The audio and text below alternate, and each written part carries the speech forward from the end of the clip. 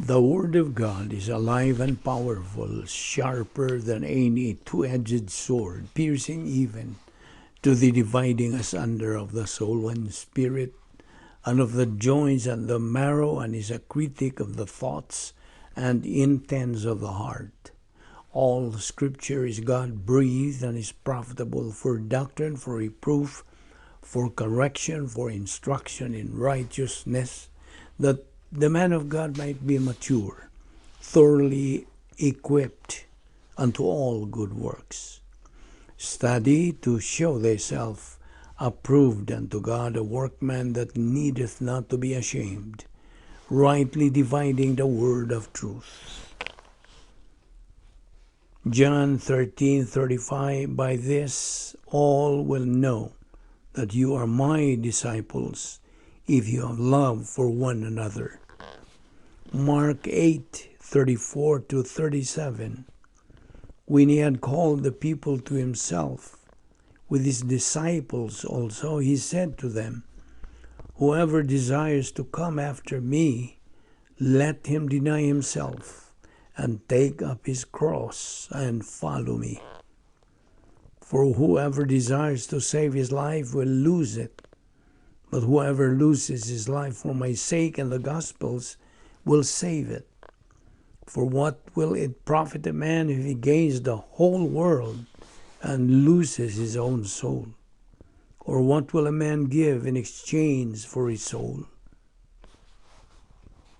John 15:4-5, abide in me and I in you, as the branch cannot bear fruit of itself unless it abides in the vine, neither can you unless you abide in me.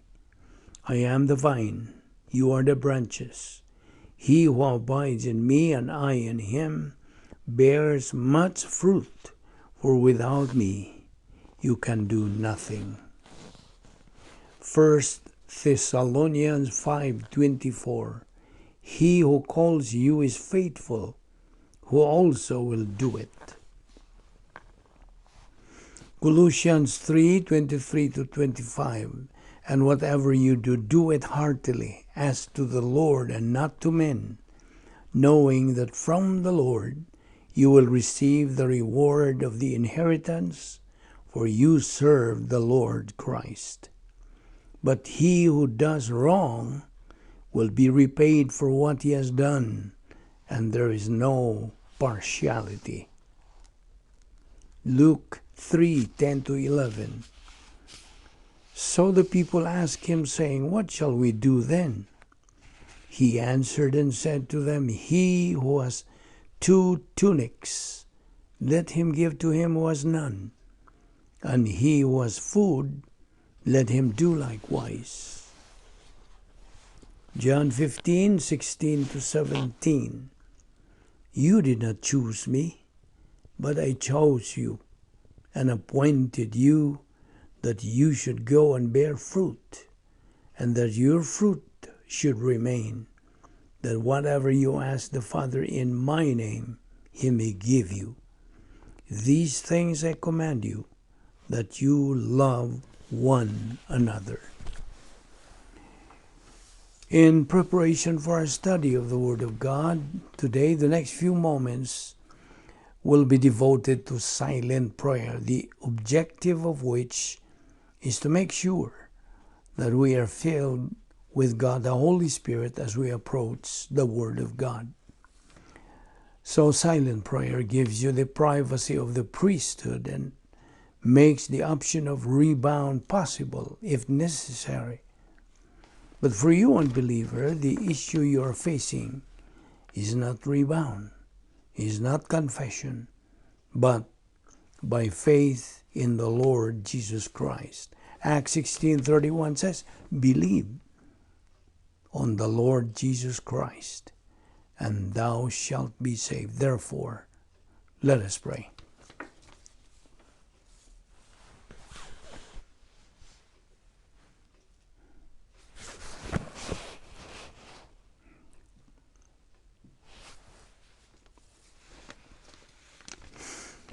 We thank you, Father, for your wonderful sense of humor, for your faithfulness, your relaxed mental attitude toward us because of grace, for the fact that you love us on the basis of your character without compromising your character, for the fact that you have never compromised your character even once in loving to the maximum the worst and the best believer who ever lived.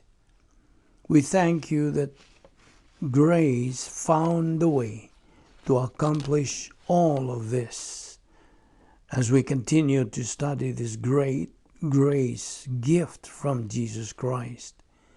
May God the Holy Spirit enlighten us, for we ask it in Christ's name. Amen. Welcome everyone to our Bible study today. We are going to continue our study on the subject Colossians chapter 3. Okay, so if you're ready, we will start right away. First of all, will you open your Bible to Romans 14:12? Romans chapter 14, verse 12. It says there, so then each one of us will give an account of himself to God. Now, John 17:25-26 also says, O righteous Father, although the world has not known you, yet I have known you. And these, meaning the disciples, have known that you sent me, and I have made your name known to them, and I will make it known, so that the love with which you loved me may be in them, and I in them. And also Philippians 2:9-11, for this reason also God highly exalted him and bestowed on him the name which is above every name, so that at the name of Jesus every knee will bow, of those who are in heaven and on earth and under the earth, and every tongue will confess that Jesus Christ is Lord, to the glory of God the Father. Colossians 3:17, when believers pray, meaning giving thanks to God the Father, first, it should only be directed to God the Father through the Lord Jesus Christ, not through other way. Galatians 3:26, for you are all sons of God through faith in Christ Jesus. John 1:12, but as many as received him, to them he gave the right to become children of God, even to those who believe in his name. 2 Peter 3:18, do not forget, but grow in the grace and in the knowledge of our Lord and Savior Jesus Christ. Now, attitude of gratitude should already become a part of a believer's life. This attitude of gratitude started right after you got saved, at the point of salvation. And this attitude should always be a part now in the believer's life until forever. This attitude of gratitude is part of every believer's prayer. By the way, can you still remember the agenda of prayer? Operation CTIP. C, confession. T, thanksgiving. I, intercession. P, petition. So that is the agenda of prayer. But what's this?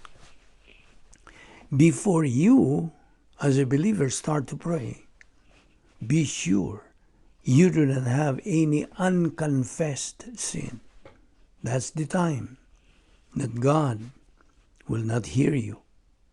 So, you should rebound 1 John 1:9, which says, if we confess our sins, God is faithful and just to forgive us our sins and to cleanse us from all unrighteousness. And also, this applies to Psalms 32:5, which says, I acknowledged my sin unto thee, and mine iniquity have I not hid.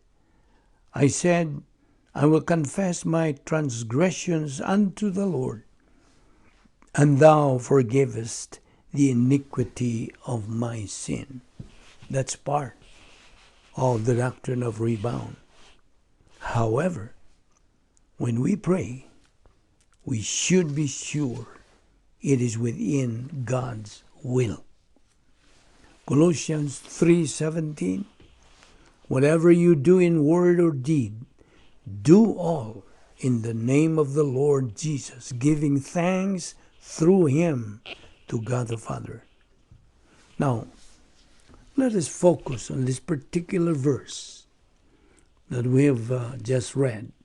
We have already learned that everything, every detail that we do in life, God's Word mandates all believers to do it in the Lord Jesus Christ's name. Do it as unto the Lord, giving thanks to God the Father. You see, giving thanks to God is part of prayer. And we are supposed to know the proper agenda of prayer: confession, thanksgiving, intercession, petition. In short, Operation CTIP. And prayer can only be done by a believer. Remember that. Unbelievers cannot do it. I repeat, prayer can only be done by a believer. And the only prayer, by the way, the only prayer that is acceptable by God in the prayer of a believer, not the prayer of an unbeliever. John 1:12 again, but as many as received him, to them he gave the right to become children of God, even to those who believe in his name. Now may I warn this. There is a warning. Do not pray to God the Father if you are an unbeliever. Do not pray to God the Father if, as a believer, you are carnal. I repeat, this is a very important warning. Do not pray to God the Father if you are an unbeliever. And do not pray to God the Father if, as a believer, you are carnal. Only believers can pray to God the Father, but only when the believers are in fellowship with God. And you know the protocol, you know the process to be filled by God the Holy Spirit at the same time go back into fellowship with God is to use the doctrine of rebound, confession. Confess all your transgressions, your sins, your iniquities directly to God the Father. Do not forget 1 John 1:9 and Psalms 32:5. 1 John 1:9, if we confess our sins, God is faithful and just to forgive us our sins and to cleanse us from all unrighteousness. That is the process. That is the way to be filled by God, the Holy Spirit. Remember, there is protocol and ground rules when it comes to prayer. And again, the agenda of prayer is Operation CTIP. In James 4, verse 3, you ask and do not receive, because you ask with wrong motives, so that you may spend it on your pleasures. Now in Colossians 3:18, this talks about family relations. It says, wives, be subject to your husbands, as is fitting in the Lord. Verse 19, husbands, love your wives, and do not be embittered against them. Now, you remember the 4 divine institutions that God has established? They are volition, marriage, family, nation. Unfortunately, this world is trying to destroy these divine institutions, especially divine institution number 3, which is family. Also in Ephesians 5:22, it says, "Their wives, submit yourselves unto your own husbands, as unto the Lord." Now this is God's mandate to wives. But let us remember too, that the husband's role is as an initiator, while the wife's is as a responder. And that is God how designed it. That's how God designed it. You cannot change it. You cannot alter it, because it is perfect design. Likewise, as Christian husband and Christian wife, the virtues of personal and impersonal love are very necessary to be applied within marriage.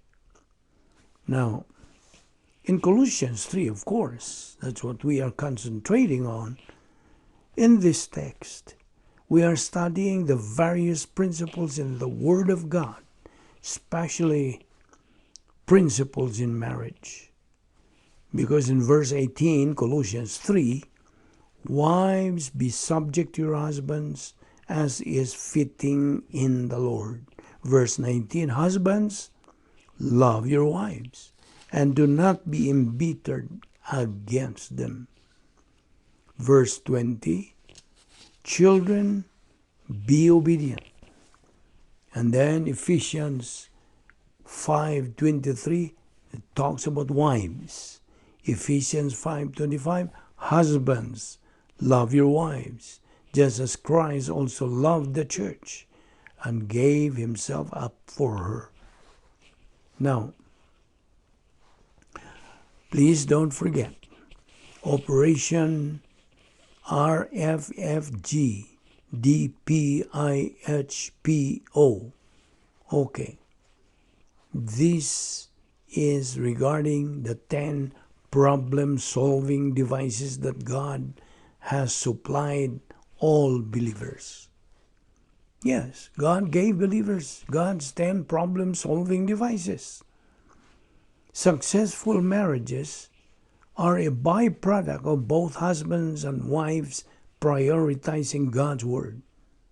They stand firm inside the integrity envelope, well, otherwise called the protocol plan of God, or God's royal palace for believers, or operational divine dynasphere.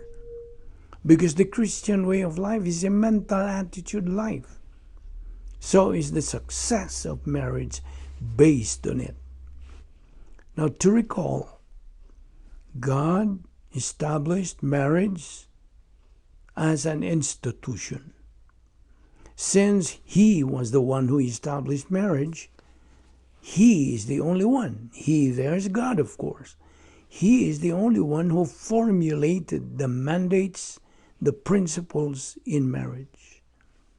Ephesians 5:25 again, "Husbands, love your wives, just as Christ also loved the church and gave himself up for her." Now, who is the authority in marriage? May I ask you? Well, the authority in marriage is the husband. He is the leader. The function of wives is that of responders, while the husbands is that of initiators. Now, again, let us remember, utilizing God's 10 problem-solving devices. Why? The answer is to maintain humility and integrity as a believer.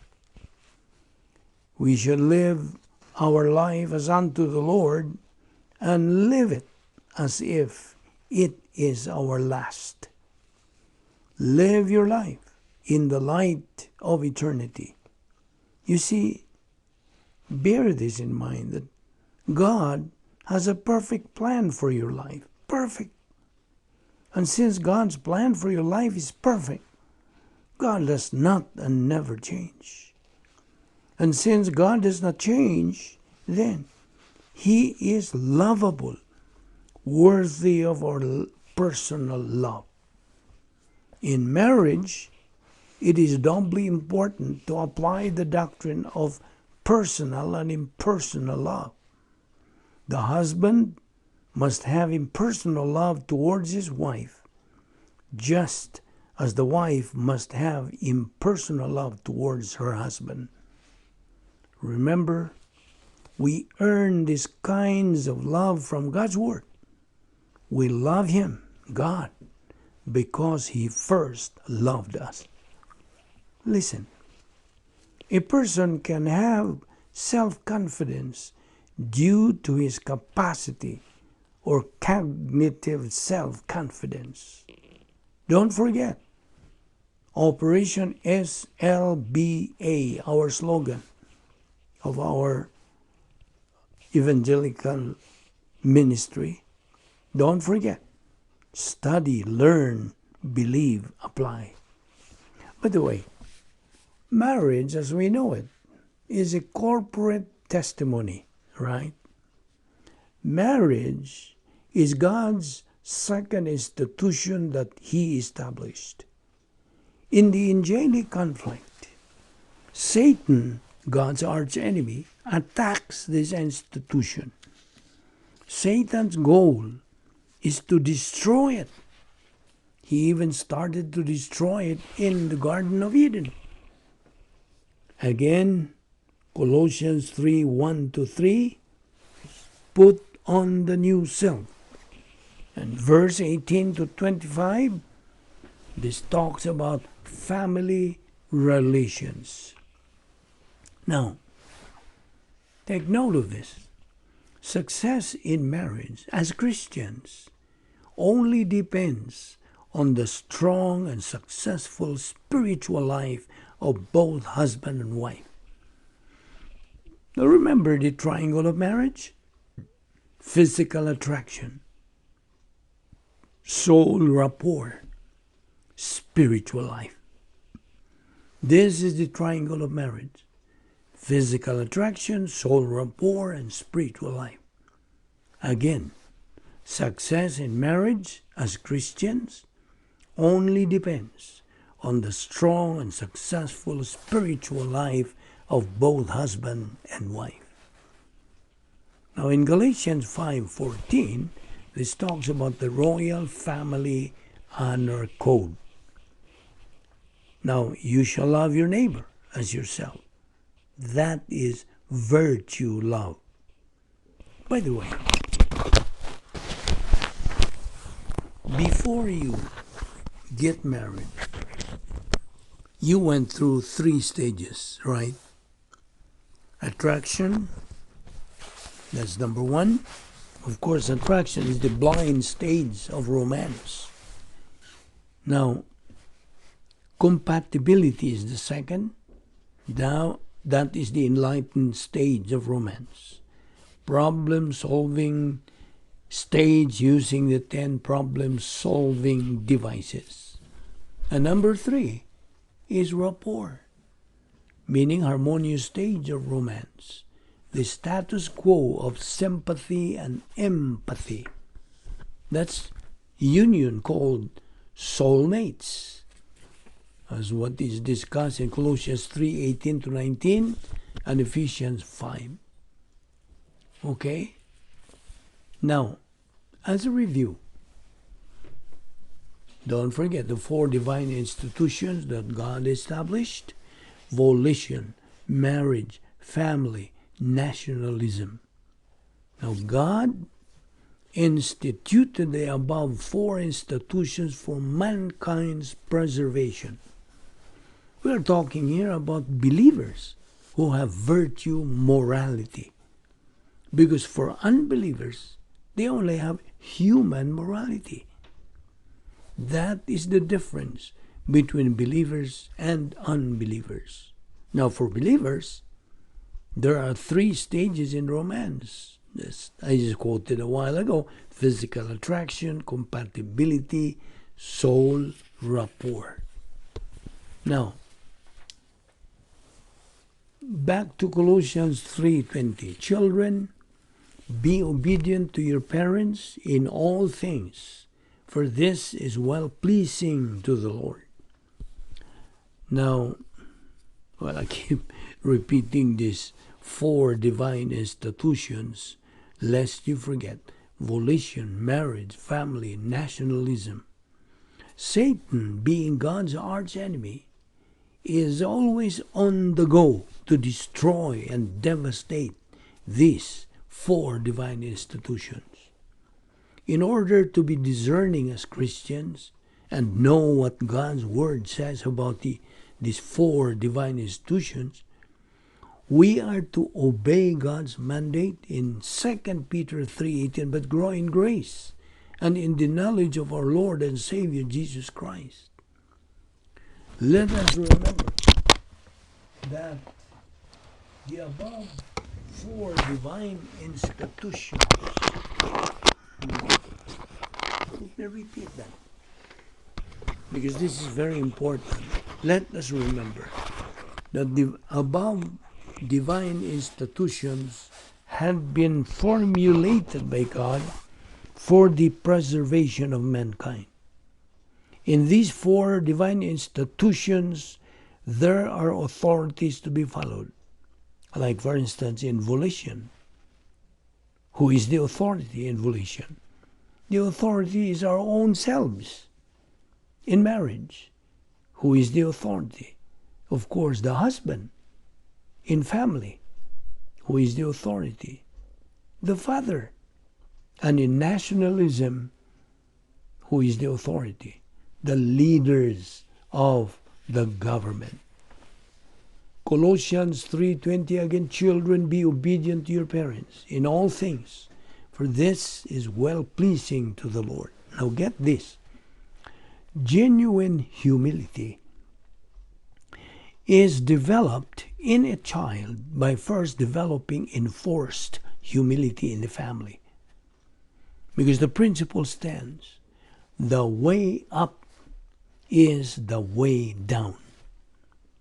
Let us remember the principle also: spare the rod, spoil the child. Now, children should be trained to be oriented to authority, because the principle stands: authority without freedom is tyranny, but freedom without authority is anarchy. That's the principle. Again, do not forget the 4 divine institutions for mankind's preservation: volition, marriage, family, nation.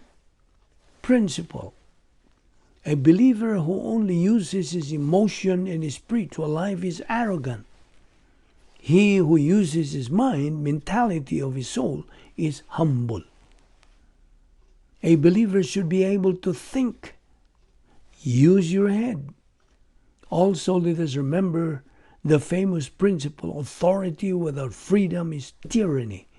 Freedom without authority is anarchy. Colossians 3:21 in NIV, it says they're exasperate, meaning in the Greek word iritizo. Iritizo means to feel resentment. Whereas in Ephesians 6:4 NASV, it says they're provoke. Provoke. The original word, Greek word for this is parorgizo. Parorgizo, meaning to cause someone to be provoked. Now, we already have studied that the spiritual life is a supernatural way of life, right? And because of that, it demands a supernatural way of execution. And the supernatural way of life is through the faith rest life. The faith rest life can only be lived inside God's power sphere, the operational divine dynasphere, the protocol plan of God. Outside of this divine dynasphere, there is no spiritual life, none. Hence, a believer outside of this power sphere is a loser believer. But mark this, even if the believer is a loser believer, his salvation is intact. He has not lost his salvation. Never, never, ever. Why? Because of the principle, once saved, always saved. That is under the doctrine of eternal security. Yes, he is saved, but his life in this world is in a miserable state. Understand? You can only expect the following. Okay? Cursing, adversity, demotion, failure. Did you get the point that I'm stressing here? His salvation is not lost, but his life here in the part 2 of God's plan, being a believer in time, is miserable. Miserable. He is saved, but his life in this world is in a miserable state. Again, he can only expect cursing, adversity, demotion, failure.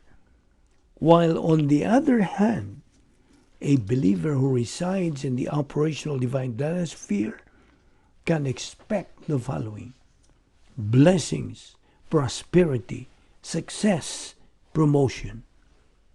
Remember, we are still in Colossians 3, specifically in verse 18. Wives, be subject to your husbands as is fitting in the Lord. Verse 19, husbands, love your wives and do not be embittered against them. Now in Corinthians 11:3, we are going to take this up tomorrow. So mark that. 1 Corinthians 11:3, that's where we can start tomorrow. Let us pray. Heavenly Father, we thank you for that so great salvation. We thank you for sending to us your only begotten Son and for becoming our substitute in paying for our sins.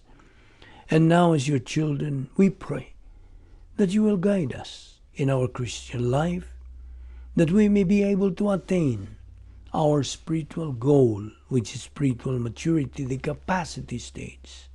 All these we ask in Christ's precious name.